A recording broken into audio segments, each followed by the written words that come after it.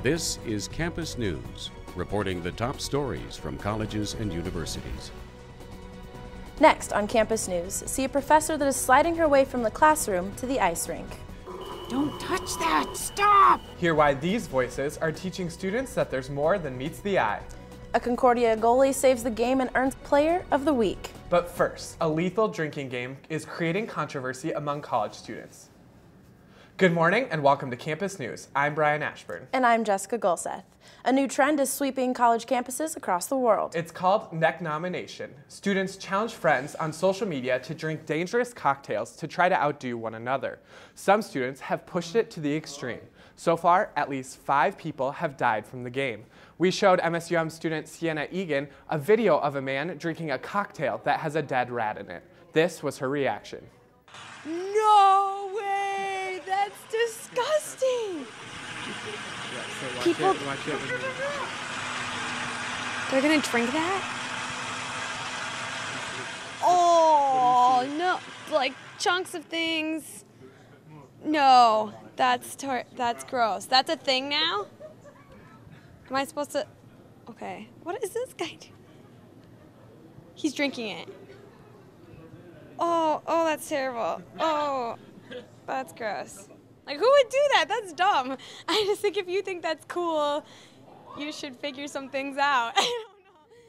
Drinking games like neknominate have prompted schools to take action to educate their students. However, sometimes the classes do more harm than good. Reporter Jordan Schreier tells us how one local college is pouring out the old class and cracking open a new one.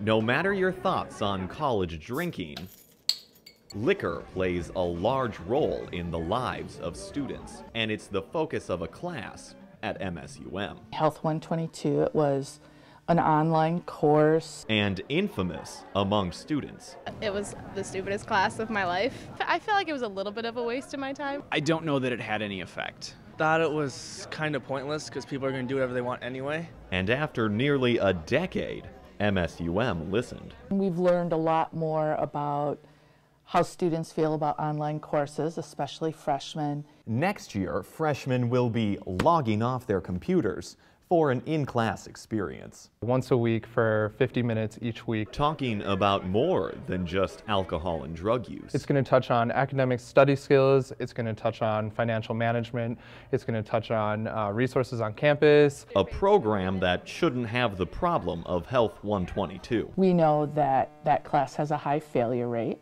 And we're going to have, hopefully, a higher success rate. And while some students are optimistic about the new course, I think that'll be a great asset to our school. Others think otherwise. However they can do it to make it interesting, that's on them.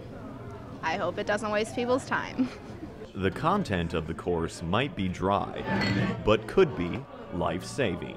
With photographer Melissa Steffen, Jordan Schreier, Campus News. The first-year experience course will also be taught by an upperclassman. Organizers hope this will help students better understand the message. President Obama's proposition for a new rating system for colleges is getting some backlash from college officials. Critics of the new system say that it bases federal aid on the rating of the school rather than enrollment. It could potentially penalize some students by granting less federal aid to schools with graduates whose careers make lower earnings, such as teachers and social workers. Having positive outcomes when they graduate. These are all goals that every university is working for. The problem with the proposal now is that it is in the early stage and the devil is in the details. In a poll of college presidents, 59% said they believe that Obama's rating system will not be effective at improving the cost of college. President Obama is pushing to get the system approved by the 2015-2016 school year. A bachelor degree may not be enough preparation for some recent graduates. A study by the University of Bentley in Massachusetts shows 35% of businesses would give their recent hires a C or lower on a level of preparation for the new job. 60% of graduates blame themselves for the lack of preparation, but the blame doesn't stop there. 50% of college officials and more than 40% of corporate recruiters say colleges are not doing enough to train graduates for the future. However, the graduates' parents disagree with the employment rates. On average, they gave their children an A or a B. NDSU nursing students took a break from the lecture and learned the importance of walking in someone else's shoes. Reporter Ariana Babcock shows us how a simulation forced students into the mind of a mentally ill patient. Are you looking? Are you looking? Oh, are you looking? When nursing students at NDSU put on a set of headphones, it isn't their favorite music they are listening to. They're laughing at you. They know. They are hearing voices. You suck. You know that. Eyes down. What are you looking at? What? Not just anybody's voice, but voices of schizophrenic patients. I was hearing voices, very negative voices, telling me like, oh, you suck, you can't do this. You're such a messy person. Nobody but you could make a mess like this. Filthy-minded, filthy. While hearing the constant nagging, they must complete certain tasks, like filling out a crossword puzzle, an application, and creating origami. The students must then enter a room full of fake bugs, scratchy music, and a flashing strobe light while they try to fold laundry and set the table on top of hearing the voices. Don't touch that. Stop. Eyes down. Before I put on those headphones, I was just like, yeah, I guess some people probably hear those things, but when you put them on and you realize that that's actually what these people are hearing, it makes it that much easier to know how to deal with them and be kind to them and just be patient with them. Assistant nursing professor Becky McDaniel pretends to be a doctor. Do you want to maybe put down janitorial? Who just doesn't have enough time or sympathy for her mentally ill patients.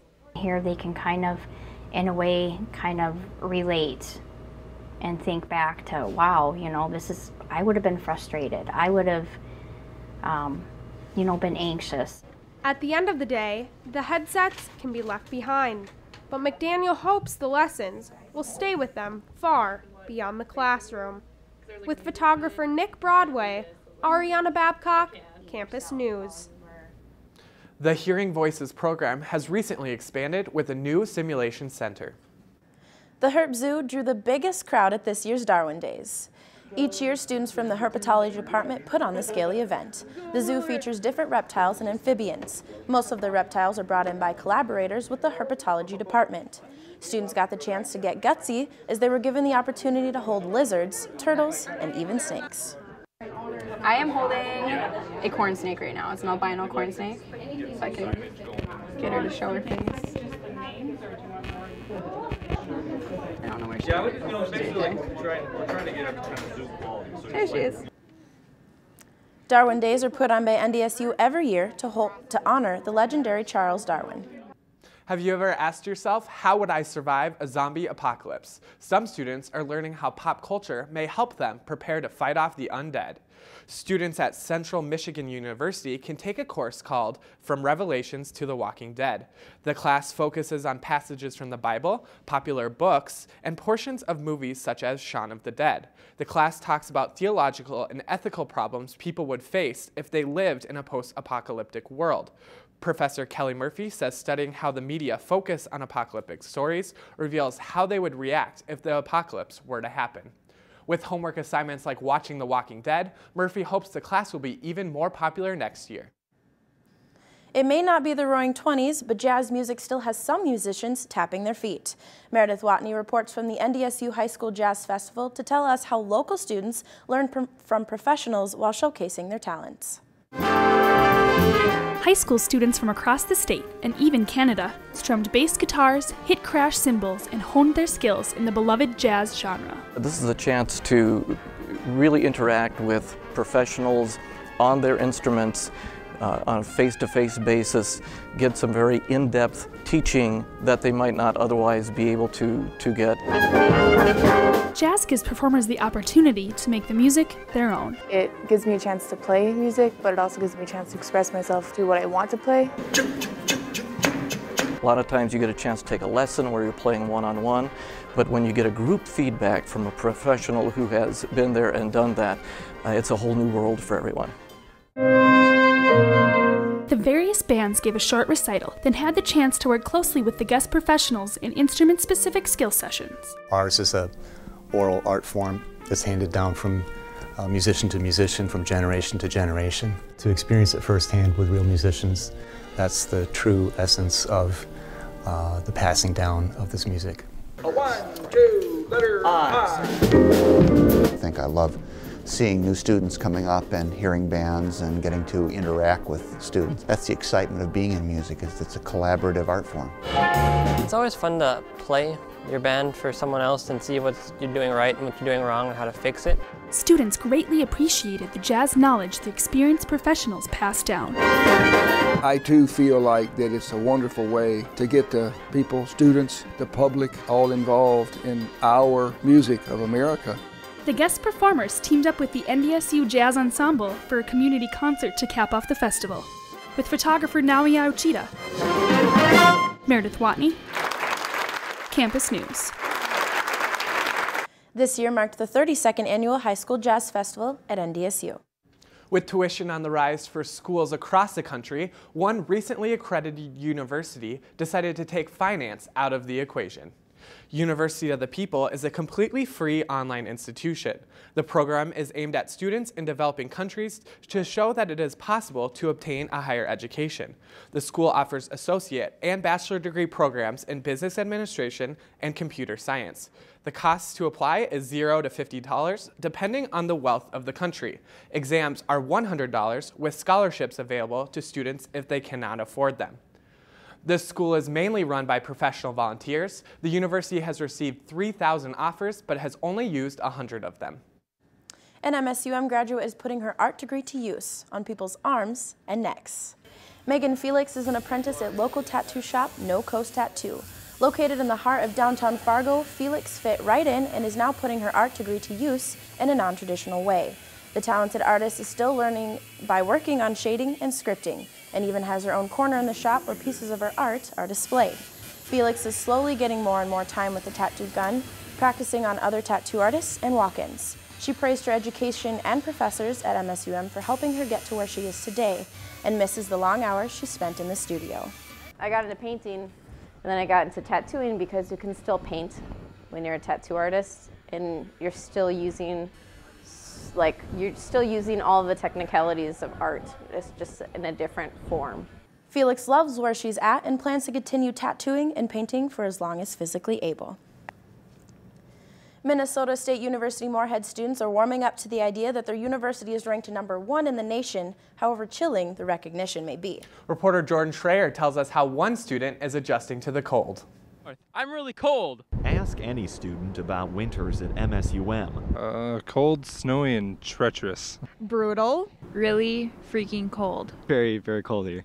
According to the website College Prowler, those students are right. MSUM was voted the coldest university in the nation. And while natives to the area are used to the brutal cold, those from warmer climates, it's cold outside, I think I'm gonna die, are in for a frozen treat. For freshman Chrysalin Mirashiro, winter is a bit more difficult.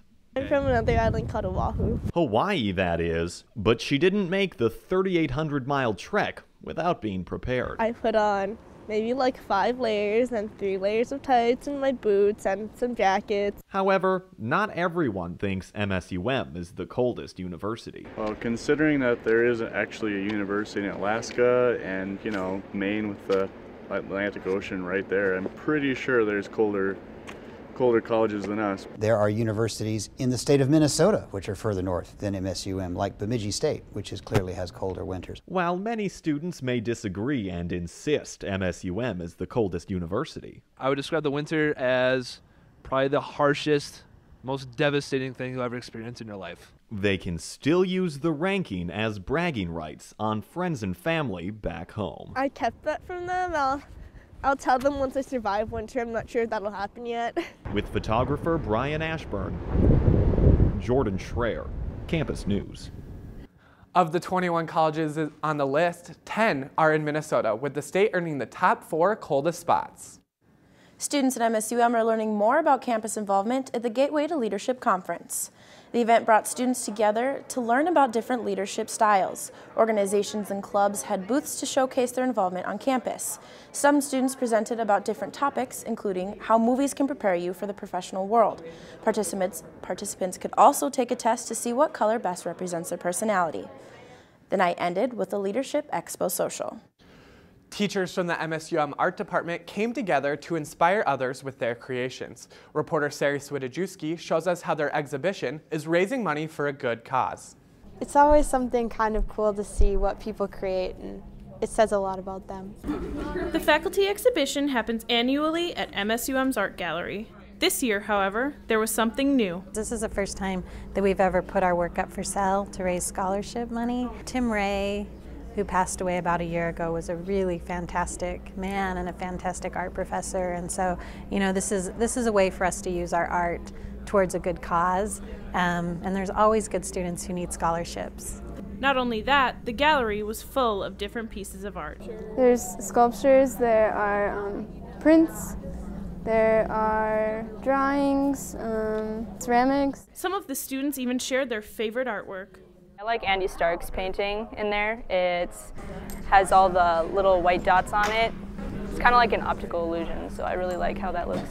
I love all the books, all the printmaking, and I just love words. And in a couple of words, these students described the exhibition. Inspiring, because looking at this work inspires me to try harder in the stuff that I'm working on right now, and shows that if you work hard enough at something, you can get really good.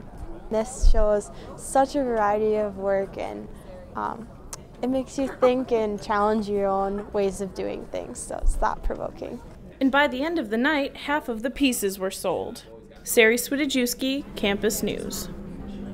To donate to the Timothy Ray Scholarship Fund, contact the MSUM Alumni Foundation. 2 NDSU colleges are using their rivalry for a good cause. The College of Pharmacy, Nursing, and Allied Science took on the College of Engineering in their 4th annual Battle of the Senses. They raised money for West Fargo High School student Lexi Bolstead, who is recovering from a traumatic brain injury. Although the battle was for a good cause, the college ambassadors had their game faces on. It gets to actually be a pretty intense battle because there's heavy smack talk. Well, yeah, it's a lot of behind the scenes stuff. We won't say it in front of the other people. It's a friendly competition. Together, the colleges raised more than $4,400 for Lexi. A rock, a hogline, and a broom, 3 terms that may not have much in common, but at the Winter Olympics, they come together to make an interesting sport. Reporter Hannah Corey shows us one Concordia professor who has a passion for the game. Exactly. So Susan Larson may look like your average psychology professor. And so now you think, but she is using her mind for more than molding students. She has an appetite for a sport nicknamed a thinking person's game. The rock doesn't go straight because the ice is pebbled.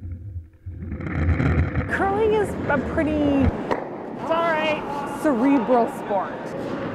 Larson says, curling isn't just your average sport. The game is all about using your mind to strategize. So I think it's a good sport for somebody who's in an academic profession. Yeah. Larson also enjoys curling because of the social aspects of it. She says it's nice to relax and converse with friends. Oh, nice stuff. But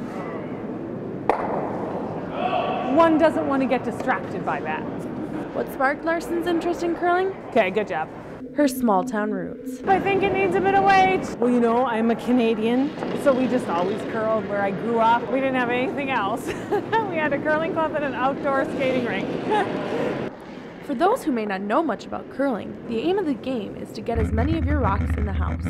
Players use brooms to melt down the ice. And that can make the rock go faster, but it also makes the rock go straighter. And so it helps you if you want to keep it from curling too much. Good sweeping, good sweeping. Curling originated out of Scotland, and some believe it was given the name curling because of the roar the stones made on the ice. The fact that the rocks curl makes more sense to me. Hannah Corey, Campus News. Curling did not become an official Olympic sport until 1998. And now we turn it over to Kenny Buck for a look at this week's sports. So Kenny, what's your favorite Olympic sport? You know, I'm more of a hockey kind of guy, but I could definitely warm up to some curling. A popular facility on the NDSU campus is being remodeled, forcing students and faculty out of the building. The Bison Sports Arena has hosted many major events over the last 44 years. Those events have caused some wear and tear on the building. Now faculty has decided it's time for an update. But it doesn't come without complications. But where we're going to practice, where we're going to do this, nobody seems to know how it's all going to shake out. It's going to be a real mess for a couple years. The decision for the remodel has been discussed for a few years, and the fund drive has produced enough money for them to break ground. Faculty, students, and everything inside the BSA have to be cleared out by May. The remodel is going to take about 2 years. Hockey is a game of inches, and no one knows that better than Concordia goaltender Kelly Andrew. Reporter Kyle Wahlberg shows us how he scored MIAC Player of the Week honors. For senior goalie Kelly Andrew, this year is flying by. After starting the season as the second-string goalie, he cracked the starting lineup with one thing on his mind. We went into Hamlin knowing we had to get points to make playoffs, and the boys played really well in front of me and didn't have a lot of really prime chances to score. Combine that with a starter as solid as Chris Neumanitis. Sometimes games are hard to come by. You know, a goaltender is a hard position. The fact that only one plays per game. You know, it's just like to contribute and help the team as much as I can. So it's nice as a senior to get back in there and get a couple wins. However, being the backup does bring its challenges. Obviously, you want to be in as much as you can. That's just the nature of the position. But I think between us for 4 years, we've really supported each other. With a stellar performance against Hamlin, Andrew won MIAC Player of the Week honors, something he says he couldn't have done by himself. Yeah, it's just a couple team wins we needed. So personally, I think it's just a team award more than anything. Team first mentality is something Coach Howe has stressed since day one. You know, any type of individual accolade is a team award. Is a team award, and the better we do as a team, the better you get recognized as a group and as a group of individuals. Kelly believes the bond that goaltenders develop has helped him into hockey's hardest position. I mean, like I said, it's goaltending is always an interesting position. You know, there's a lot of things in life where you get down and you know, you can either just give up or just keep going. And I mean, giving up obviously gives you results. You're not going to play at all. Now, Kelly may not be your average goalie's role model, but he does have some advice for those who are in his shoes. And I've learned this my 4 years. This game will give you a lot of things and it can take it away really quickly as a goalie. Kyle Wahlberg, Campus News. Kelly finished the year 5-1-2, while Concordia ended the year 12-8-5 overall. 2 Concordia College alumni are raising money by running across the world's hottest desert. The 2009 graduates Amanda Matchett and Eric Wheeler are running 155 miles through the Sahara Desert in Jordan. They have been training for the week-long race by running in hot temperatures while carrying heavy backpacks. The 2 friends share more than a passion for running. Their inspiration to run the distance comes from both of their fathers who passed away. Wheeler and Matchett have raised nearly $7,000 from supporters for their favorite nonprofit organization, Charity Water. This organization hopes to bring safe and clean drinking water to every person in the world.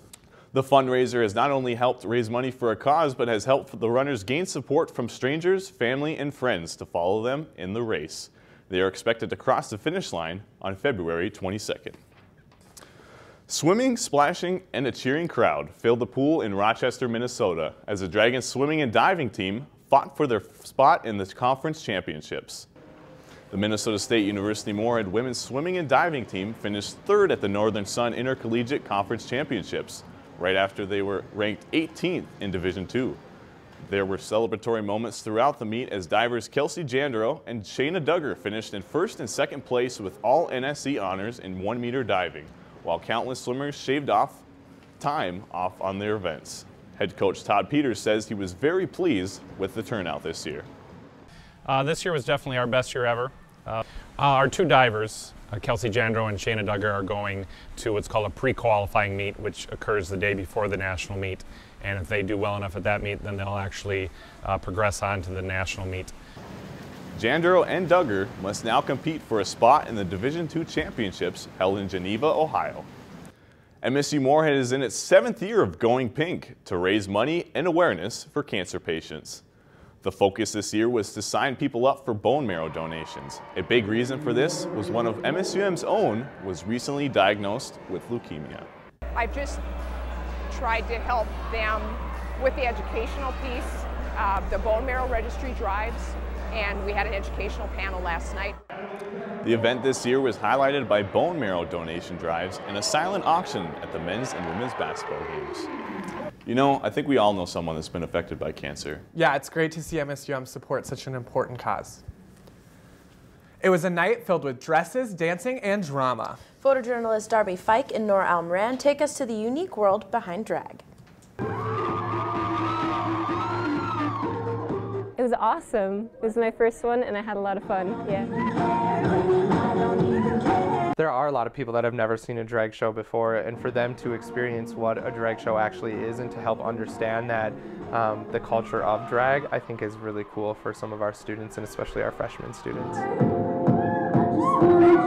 Every year I love how into it the audience gets, I think, and how interactive our performers are with the audience. I especially love how enthusiastic our student performers are too. I really like the professionals because they do a lot of spins and turns and they're really sassy. Androgyna, she was my favorite student one. I'm a little Sasha biased. I thought it was really awesome. I think that it opened up a lot of perspectives for students. It was fantastical. It was just amazing performances, wonderful expressions and costumes. It was just so exciting to watch. It's kind of awkward for me. But that being said, there's something more to this that I just don't understand. The great thing about our drag show here is that it gives people an opportunity to express themselves, and you get to enter that world, and it's literally like a different world. MSUM alum Kelly Coxon both hosted and performed during the drag show. And that's it for this edition of Campus News. We leave you with another look at the NDSU Jazz Festival. Thanks for joining us and have a great week.